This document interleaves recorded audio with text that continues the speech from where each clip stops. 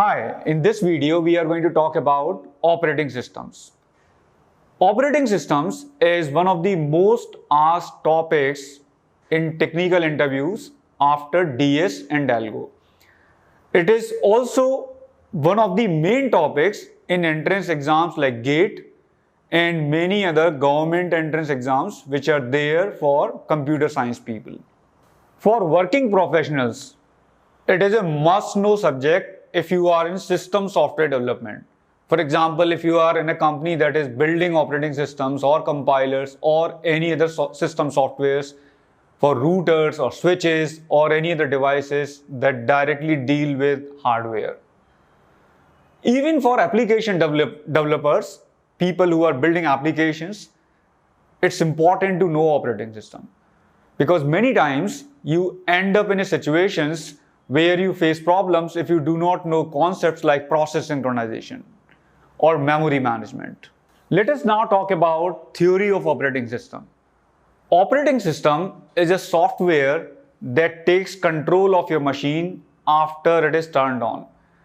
Some basic tests happens, some power on self test happens, and then the control is given to the operating system and it becomes in charge of your machine. Whatever application you run, whether you are opening Chrome or a word processor or your own written program you are running, you need to go to operating system to get your things done. So it's a manager, or you can say it's an interface that is there for your applications. They always have to interact with the operating system to get the things done. So your applications do not have to interact with the hardware, they talk to the operating system. And operating systems becomes an interface for your applications. It's also an interface for your machine. So it talks to the hardware, it talks to your applications. Now, why do we need a manager, an in charge of our systems? There are three main reasons that operating system is there. Imagine a situation that you are writing your application, for example, word processor, and you want to handle all the things like somebody is typing, it should be visible on the screen and it should be saved on the hard disk. If there is no operating system, you will have to code hardware things as well. You will have to program the monitor to display the things on the screen. You will have to program the mouse to move the cursor when somebody is moving the mouse. You will have to program the hard disk to write the data, to save the data on the disk.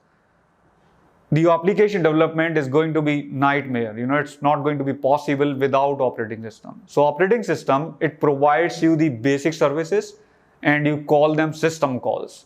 So it has system call for writing data on the hard disk, reading data from the hard disk, moving the mouse. It has system call for displaying something on the screen. And your libraries, they work on top of these system calls. And that is how your application development becomes really easy with the help of these system calls. The example that we just discussed is abstraction. Your operating system abstracts the hardware. You don't have to write the assembly or binary code. It provides you system calls, which you can use in libraries, and your application development becomes easy. The next thing is resource management. You have some limited resources in your machine and you have multiple processes running in your machine. You're running a Chrome browser, you're running probably Firefox or word processor or many other things. You, for example, have a single CPU. You might have 4 or 8 CPUs, but let's say you have a single CPU and many processes want to run on the CPU. You need a manager to decide which process should be using the CPU. You have limited RAM. And multiple processes want to get loaded into the RAM to run. You need a manager to decide which process should be loaded in the RAM, which process should go out of the RAM, according to the priorities of the processes or many other things. That's what all operating system does. The third thing is protection. Since you have multiple applications running in your system, you want to ensure that one application does not impact your system or does not impact the other applications, right? For example, if you're running a Chrome browser and if it suddenly starts modifying your data in your word processor application, it's going to be a problem. So protecting applications from each other, protecting malwares from doing something wrong in your system, you need a manager. Now the question arises, do we always need a manager? There might be situations where you don't need a system software like operating system to manage everything. For example, simple chips. You have a very simple processor which is managing the lift, just taking the control to move the lift up and down. You would not need an operating system to run this simple application, this is simple system program on the simple processor. For example, managing oven, which just cuts off when the temperature goes up. You do not need an operating system there. So you need an operating system where things are slightly complex and you want a manager to manage these things. Let us now talk about some example operating systems. There are many popular operating systems for desktop that we hear a lot. There is Windows operating system, which is the most used, then Linux, then Mac OS by Apple.